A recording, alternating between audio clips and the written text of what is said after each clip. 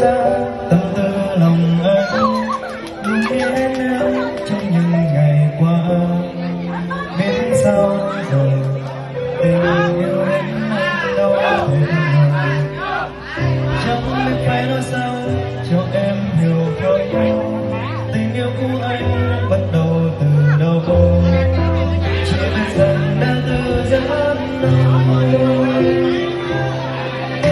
Vì em nói biết